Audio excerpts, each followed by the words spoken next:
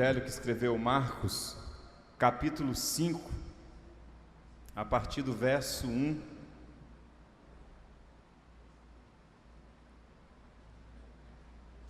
Uma história fantástica, um pouco grotesca e até horripilante, mas que a gente consegue, com meditação, ver um pouco de beleza.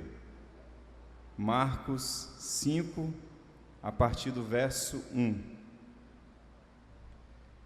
Eles chegaram ao outro lado do mar, na terra dos Gerazenos. Assim que Jesus saiu do barco, um louco, vítima de demônios, saiu do cemitério e correu para ele. O homem vivia no meio das sepulturas. Ninguém conseguia prendê-lo. Era impossível acorrentá-lo ou amarrá-lo. Ele fora amarrado muitas vezes com cordas e correntes, mas quebrava as correntes e arrebentava as cordas. Ninguém era forte o bastante para subjugá-lo. Noite e dia vagava entre as tumbas e pelas colinas, gritando e cortando o próprio corpo com pedras pontiagudas. Quando ele viu Jesus, correu na direção dele e curvou-se reverentemente. Depois rugiu em protesto: "O que queres comigo, Jesus, Filho do Deus Altíssimo? Em nome de Deus, não me perturbes." Jesus havia ordenado ao espírito maligno: "Fora, saia deste homem." Jesus perguntou: "Diga-me seu nome." Ele respondeu: "Meu nome é Multidão." Em outras versões, Legião. Pois somos muitos. Em desespero, implorou a Jesus que não o expulsasse daquela região. Uma grande manada de porcos estava pastando numa colina perto dali. Os demônios então suplicaram a Jesus: "Manda-nos para os porcos, permita que vivamos neles." Jesus permitiu. Mas aos porcos aconteceu pior do que ao homem. Enlouquecidos, correram, pularam de um penhasco, caíram no mar e se afogaram. Aterrorizados, os que cuidavam dos porcos saíram em disparada e contaram o incidente na cidade e na região. Todos queriam ver de perto o que havia acontecido. Eles encontraram Jesus e viram o louco assentado, usando roupas decentes e em perfeita saúde, não mais como alguém fora do juízo. Os que haviam presenciado a cena contaram aos outros o que acontecera ao endemoniado e aos porcos. No princípio, os curiosos ficaram impressionados, depois ficaram revoltados por causa dos porcos que haviam perdido e imploraram a Jesus que saísse dali e nunca mais voltasse. Jesus estava indo para o barco e o homem que fora liberto dos demônios pediu para acompanhá-lo, mas o mestre não o permitiu. Em vez disso, aconselhou: "Vá para casa, para seu povo, conte-lhes o que o mestre, num gesto de misericórdia, fez por você." O homem voltou e na área das 10 cidades dava testemunho do que Jesus havia feito por ele. Ele se tornou o assunto da cidade. Você pode orar comigo? Pai querido, estamos diante de um recorte da vida de Jesus, do Evangelho, nessa história aqui horripilante, um tanto grotesca e fantástica, mas que a gente, com a ajuda do Teu Espírito, pode sacar belezas e conceitos para a vida. A partir desse texto, nós podemos nos encontrar contigo e termos a nossa fé inspirada, o nosso coração aquecido. A minha oração, Deus, é que nós sejamos todo ouvidos para a Tua palavra nessa noite, que a gente consiga dar atenção devida a essa pregação, nesse tempo tão agitado, de correria. É difícil a gente se concentrar, mas eu peço a ajuda do Teu Espírito, Senhor, para que a gente silencie, para que a gente quede o coração e ouça a tua voz mais uma vez, em nome de Jesus. Amém. Queridos, como a maioria de nós sabe, Jesus não veio inaugurar uma religião. Jesus não viveu para fundar o cristianismo. Pasmem vocês, mas Jesus não era cristão. Jesus era judeu. Era um judeu praticante, conhecedor profundo da cosmovisão judaica, e todo o seu discurso apelava ao senso comum do judaísmo. Jesus não era cristão, e ele não queria inventar uma nova religião, não é para isso que ele vivia. O desejo de Jesus era mais modesto, sutil e mais profundo, um desejo de sementes que mexia com as raízes e as estruturas da existência. Eu acredito que a ocupação de Jesus era de conscientizar homens e mulheres que a realidade poderia ser outra e melhor. Jesus viveu para alargar a mente e a consciência, para mostrar que em algumas instâncias tinha algo de muito errado no modo de viver, que havia muitas loucuras, que alguns ajustes precisavam ser feitos no Estado, na religião, na sociedade, nas relações. É para isso que Jesus vivia. Olha, essa realidade ruim pode ser outra, vamos trabalhar e construir. Eu acredito que essa era a ocupação de Jesus. Jesus usava uma expressão muito linda e revolucionária para falar dessa outra realidade, que era a expressão reino de Deus ou reino dos céus. Que expressão linda, que carrega tanto sentido. Reino dos céus é essa metáfora de outra realidade, melhor e possível. E Jesus deve ter encantado as pessoas quando falou assim: o reino de Deus está entre vós. Eu imagino as pessoas que ouviram isso, que é isso que ele está apresentando para a gente, os olhos brilhando, querendo viver essa nova mentalidade.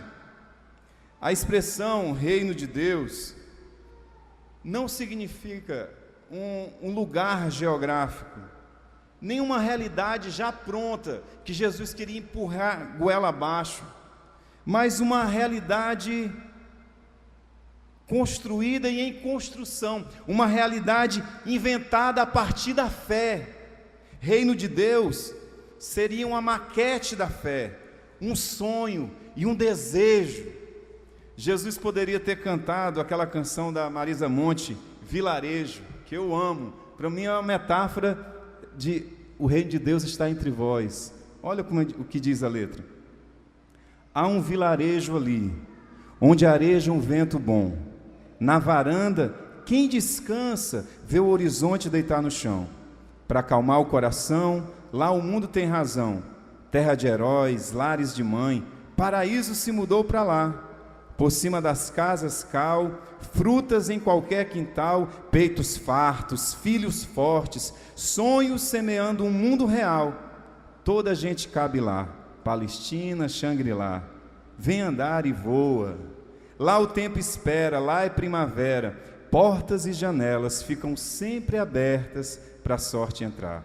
Em todas as mesas, pão, flores enfeitando os caminhos, os vestidos, os destinos e essa canção. Tem um verdadeiro amor para quando você for. Ali é o reino de Deus. Há um vilarejo. Imagina Jesus andando pelas cidades. Há um vilarejo ali. Há um vilarejo onde areja o vento bom. Vamos trabalhar para isso. O reino de Deus está entre vós. Esse vilarejo está entre vós. Vamos trabalhar para ele. Vamos trabalhar para construir esse vilarejo. Jesus olhava para o mais profundo do mundo e dizia: há um vilarejo ali. Não que Jesus quisesse construir uma nação, queridos. Não. um estado, um lugar com fronteiras delimitadas. O reino de que Jesus falava não era físico, mas invisível. Era uma ideia se construindo e em construção. Ao meu ver, Jesus queria espalhar um espírito renovado, de consciência madura, de ética generosa, uma religião a favor da vida, uma globalização da solidariedade, uma justiça para todos. Era isso que Jesus queria espalhar. Obviamente, Jesus encontrou resistência. Adivinha de quem? Dos religiosos, dos ricos, do Estado. Qualquer semelhança é mera coincidência. Jesus encontrou resistência e foi morto porque ousou acordar os sonhos dos oprimidos. Jesus não morreu para cumprir um plano divino. Jesus morreu porque levou às últimas consequências aquilo que ele acreditava. Jesus foi executado porque ele atiçou a esperança dos pobres, marginalizados e esquecidos. Por isso Jesus morreu. Mas Jesus viveu obcecado por essa ideia de reino de Deus entre vós, e a força que movia Jesus para trabalhar era o amor. Ele encarava qualquer força que quisesse boicotar essa ideia, essa vocação, fosse a religião, fosse o Estado, forças estranhas, o pecado. Jesus confrontava, de tão obcecado que era por essa ideia do reino de Deus entre vós. Por onde ia, de maneira espontânea e resistente, ele alterava a realidade, atiçava esperanças, acordava sonhos e transformava o seu entorno. No episódio que nós lemos, não é diferente. Ele vai a Gadara, aquela cidade daquele jovem, e não se conforma com aquela cena. Eu imagino Jesus, cara, está muito errado isso aqui, pode ser diferente. Há um vilarejo aqui e a gente vai trabalhar para ele, e a maneira como ele age pode inspirar a nossa fé nessa noite. Eu posso imaginar Jesus atravessando o mar e chegando na cidade de Gadara, cantando a música de Marisa Monte, ou com aquela ideia de reino de Deus na cabeça. Jesus vai ao encontro daquele jovem possesso de forças estranhas e, pela fé e amor, já consegue vê-lo diferente. Nesse texto, como eu falei, que é um tanto grotesco, eu não pretendo falar de uma teologia de demônios. Eu prefiro falar de como Jesus faz belezas diante de tanto horror, indiferença e violência. Primeira coisa que eu queria destacar é: o amor enxerga belezas que os olhos ainda não viram. O amor enxerga melhor. O amor não é cego. O amor enxerga melhor. Parece que Jesus vai a Gadara por causa daquele jovem. A narrativa é montada de uma maneira, a gente interpretar assim: parece que Jesus atravessa o mar, vai para aquela cidade por causa daquele homem. Pelo visto, esse homem já se tornara aquele tipo de figura alegórica da cidade, sabe? Que toda cidade tem, que faz parte do cenário. Parece que ele já se tornara essa figura, um vulto famoso pela sua excentricidade. Mas era um tipo de pessoa dada por morta. É interessante como a narrativa fala, né? Dizia que ele rondava os cemitérios. A cidade dava aquele homem por morto. Era um homem nulo, descartado, inútil, improdutivo, que merecia se manter algemado, acorrentado. A narrativa parece ajudar na compreensão de que aquele homem não tinha nenhum valor. Vejam, louco, maltrapilho, coberto de feridas, andantes de cemitério, com uma força brutal, grito horripilante, aquele homem possesso por um espírito imundo. Olha que expressão terrível, um espírito imundo, era um caso perdido, já não era um ser humano, mas um bicho. Não para Jesus, para quem não há caso perdido, não para Jesus, que enxerga belezas onde ninguém mais vê. Graças a Deus, por pior que seja o estado de uma pessoa, e parece que pior do que esse homem, ninguém pode ficar, não é mesmo? Por mais difícil que seja a condição de um ser humano, Deus não desiste dele. Por mais feio e transfigurado que esteja, Deus enxerga a sua beleza. Quando todos viam naquele homem um sapo imundo, Jesus via um príncipe. E aqui eu faço referência aos contos infantis, não é assim? O príncipe amaldiçoado pela bruxa se transforma num sapo, e aquele encanto vai ser quebrado quando uma princesa lhe der um beijo. Olha, para a princesa o beijar, teria que ver no sapo um príncipe. Só o amor faz isso. O amor tem feito coisas que até mesmo Deus duvida, já cantava Ivan Lins. Só o amor vê beleza onde ninguém mais vê. Enquanto a sociedade via uma escória, Jesus via aquele homem de banho tomado, roupas novas, cabelo penteado, barba feita, lúcido e são, cheiroso. Foi assim que ele ficou depois da cura. Quem diria que aquele homem seria esse de então?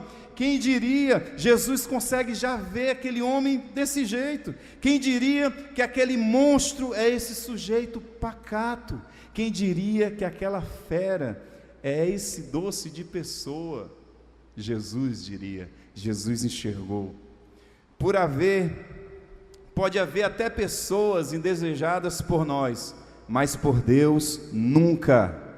Nós podemos descartar as pessoas que achamos que não tem jeito, mas Deus não. Você poderia dizer: ah, Márcio, eu não tenho jeito, eu sou indigno, eu sou pecador. Bem-vindo ao clube dos pecadores amados por Deus, que somos todos nós. Ou você pode olhar para alguém e julgá-lo: esse aí é um caso perdido, mas Deus nunca vai olhar para um homem, para uma mulher e dizer: isso aí não tem jeito. Mas para Deus não há ser humano descartado, que não vale a nada, irrecuperável. O profeta disse uma coisa linda a respeito de Deus, em Isaías 42:3, ele diz assim: ele não esmagará a cana quebrada e nem apagará o pavio que fumega. Essa imagem é linda. Sabe aquela lamparina que só tem um pontinho de luz? Sabe aquela vela que está quase se apagando? Deus não vem e... Não, Ele fica ali, ó, só orando, vendo, torcendo, vai dar certo. Eu não desisto de você. Graças a Deus, porque por causa desse amor nós fomos alcançados, eu e você.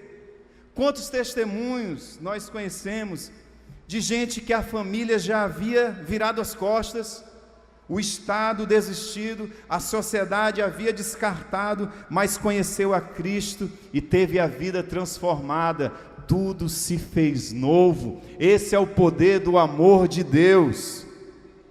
É o que Jesus faz em cada página dos Evangelhos: transforma vidas, altera realidades, custe o que custar, porque um ser humano vale mais do que qualquer coisa. Um ser humano vale mais do que 2.000 porcos, por exemplo, não é mesmo? Não para aquela cidade, gente, e é o que a narrativa expõe tristemente. Não foi isso que aconteceu? Os gadarenos parece que ficaram mais revoltados com os porcos que se afogaram do que com aquele homem que vivia como um zumbi. Olha que terrível! Ou seja, as forças que aprisionavam o jovem não causaram tanta comoção e engajamento como as forças que afogaram 2.000 porcos. Veja que perverso! Quando a sociedade valoriza mais as coisas do que o ser humano, é a pior possessão. Fica claro que para Gadara, coisas valem mais do que pessoas. E isso é terrível. Mas para Jesus não. 2000 vezes não. Qualquer outra coisa que se coloque na balança com o ser humano é de menor valia. Para Jesus, o ser humano vale mais do que qualquer coisa, seja dogmas, leis, bens materiais, teologia, agenda pessoal, dinheiro e porcos. A vida do ser humano vale mais. O ser humano é a riqueza mais preciosa de Deus. Segundo, o autoconhecimento ajuda a assombrar os meus fantasmas. Quando eu me conheço um pouco melhor, eu ganho forças para espantar alguns dos meus fantasmas. Qual é o ritual de cura de Jesus para com esse jovem? Como é que Jesus procede com esse jovem que não está mais consciente de si? Perguntando-lhe o nome. Como é o teu nome? Diga-me como se chama. Que coisa linda! Que coisa inesperada, num episódio tão grotesco, conversar com alguém e lhe perguntar o nome. O povo daquela cidade só sabia comprar novas cordas e correntes para prender o jovem, e Jesus lhe pergunta o nome. Simples assim. Mas, eu sei o que você está pensando. Você pode retrucar: Márcio, você está equivocado. Jesus perguntou, foi o nome do demônio. E eu te pergunto, quem te disse isso? Quem te falou isso? O texto não deixa isso claro. Não é porque o demônio respondeu no verso 10, meu nome é Legião, que Jesus estivesse falando com ele. O demônio respondeu de enxerido, gente. Não era com ele que Jesus estava falando. Ora, você acha que estando o jovem naquela situação, Jesus iria perder tempo conversando com o demônio? Há pastores e auto-intitulados apóstolos que gostam muito de conversar com demônios, né? Jesus não.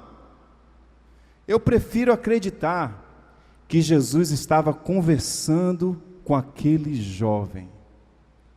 Eu prefiro acreditar que Jesus perguntava o nome daquele homem. Isso é muito provável e faz todo sentido para mim. Isso é a cara de Jesus e dá margens para uma série de interpretações lindas. Primeiro, fala de um Jesus extremamente afetuoso, assim como ele demonstra em outros episódios, com a mulher do poço, a mulher prestes a ser apedrejada, o ladrão da cruz, Zaqueu e tantos outros. E é lindo perceber que o jovem se rendeu a esse jeito afetuoso de Jesus. Veja que lindo, o jovem não se acalmou com as correntes e cordas, mas se rendeu ao afeto de Jesus. Depois que Jesus perguntou o seu nome. Daí se tira que só o amor pode estancar a sangria da violência e do ódio.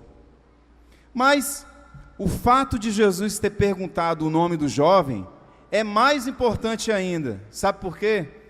No processo de cura existencial, é muito importante a afirmação da identidade.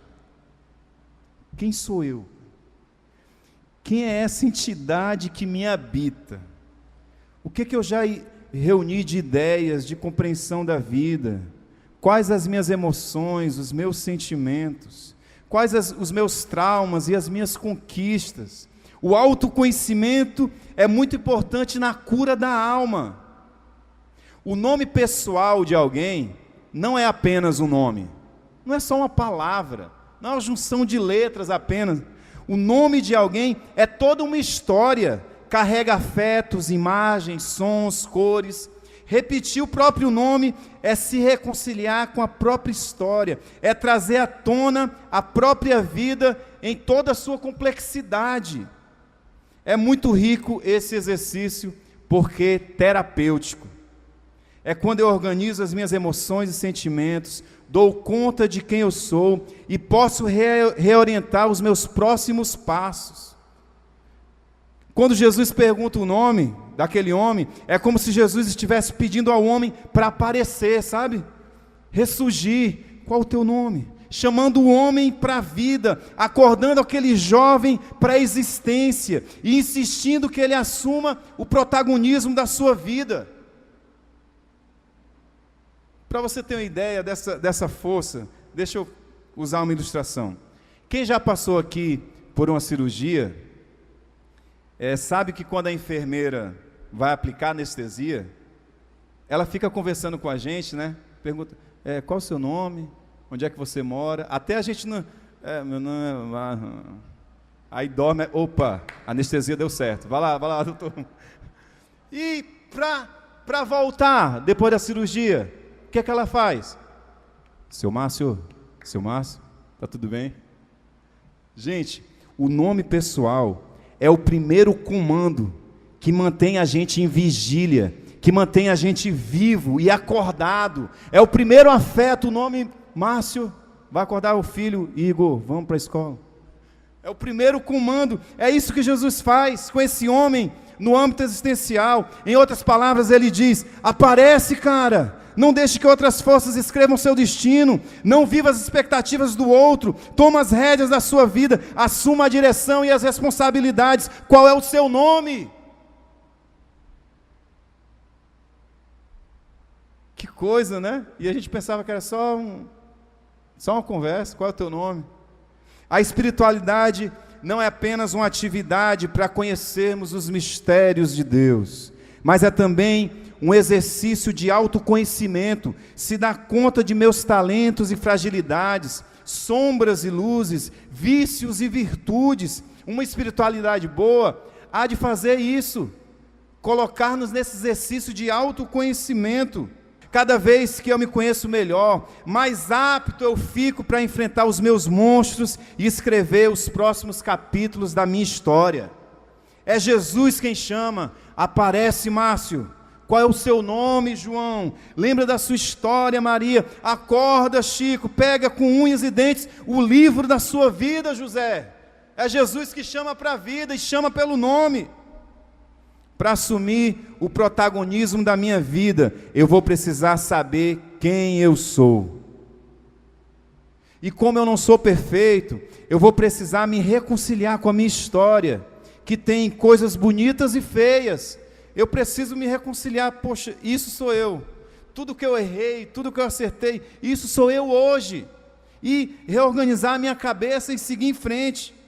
Mas eu posso te garantir, Deus não vai te deixar sozinho nessa. Ele está bem pertinho de você.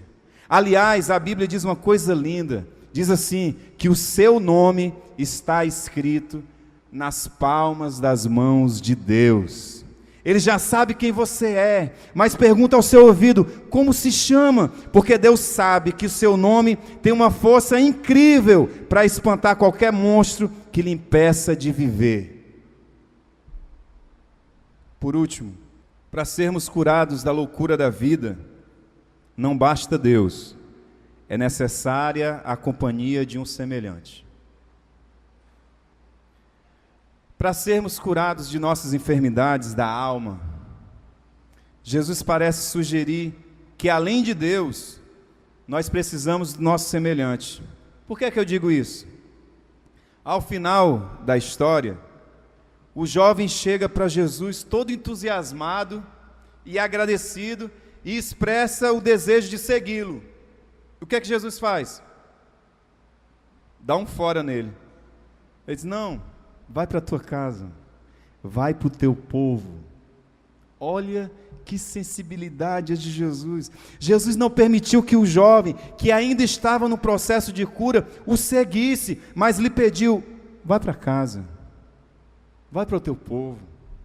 Aqui eu vejo essa sensibilidade de Jesus. Cara, a tua mãe deve estar chorando dia e noite, louca procurando por você. Vai lá e dá um abraço na velha, cara. Dá um abraço na tua mãe.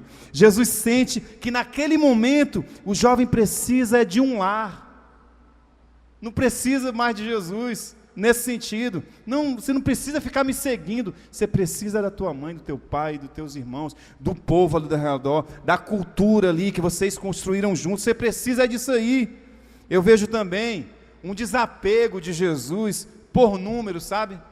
Que tantos pastores têm, né, adeptos, religião.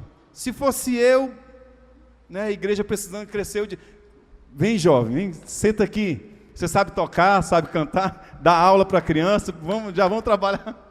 Mas Jesus não, ele se preocupa com a saúde daquele homem. Agora eu vejo algo a mais aqui, profundamente teológico, que nos remete às primeiras páginas da Bíblia, Gênesis 2. Veja, depois de criar toda a natureza, Deus criou Adão, mas disse assim: não é bom que o homem esteja só, far-lhe-ei uma companheira. Ué, mas o homem já não estava com Deus, já não tinha Deus, não bastava? Para Deus não. Para um homem ser pleno, Deus sozinho não basta, é necessário um outro semelhante. É igual aquela história do menino que estava com medo no quarto, chovendo e trovão, aí chama pelo pai: pai, me ajuda, eu quero dormir com o senhor. Aí o pai respondia: filho, Deus está aí contigo. Aí o menino respondeu: eu sei, pai, mas eu preciso de alguém de carne e osso. Conversa de Deus está comigo, eu preciso de alguém de carne e osso. Nós precisamos de irmãos, amigos, nós precisamos uns dos outros. Ninguém é uma ilha. Em nossas loucuras, o remédio é o amor que está nas relações. Deus sozinho não preenche você, Ele que escolheu assim. Não é bom que o homem esteja só. E aqui eu gostaria de destacar a importância da família. Jesus pede o jovem para voltar para sua casa. É muito comum os filhos se desencontrarem dos pais, os pais dos filhos, mas é na família que tudo começa, gente. Os afetos, a fé, a educação, os hábitos, os gostos, o humor, as esquisitices, a reflexão. Não adianta terceirizar para a escola, terceirizar para a igreja, terceirizar para outro lugar. É na família, é no lar onde tudo começa. Jovem, não desista dos seus pais. Eles não são os heróis que você imaginava, mas eles amam você. Podem cometer um monte de erros, mas fazem isso por amor. Conte sempre com eles. E pais, ouçam seus filhos, tentem compreender seus sentimentos, não lance as suas expectativas sobre eles, mas incentive os seus sonhos. E se os seus filhos errarem, ou fizerem escolhas diferentes da sua, por favor, nunca diga que desejam a sua morte. Se eles fizerem uma escolha diferente da sua, nunca diga: eu prefiro um filho morto, pelo amor de Deus. A casa de vocês deve ser o lugar mais acolhedor da terra. Filhos e pais, sejam mais tolerantes uns com os outros, não sejam tão exigentes, ninguém consegue ser perfeito, vocês não precisam apenas de Deus, vocês precisam uns dos outros. Fortaleçam lá, estejam juntos mais tempo possível, até mesmo os mais velhos, aqueles que já têm filhos e família, estejam mais tempo junto com seus pais, ainda vivos, se encontrem mais vezes, viajam. Pai, leve a filha para jantar, filho, leve a sua mãe ao cinema, curtam-se uns aos outros, façam histórias e memórias. Nós não precisamos somente de Deus, além da família, nós precisamos também dos irmãos da igreja.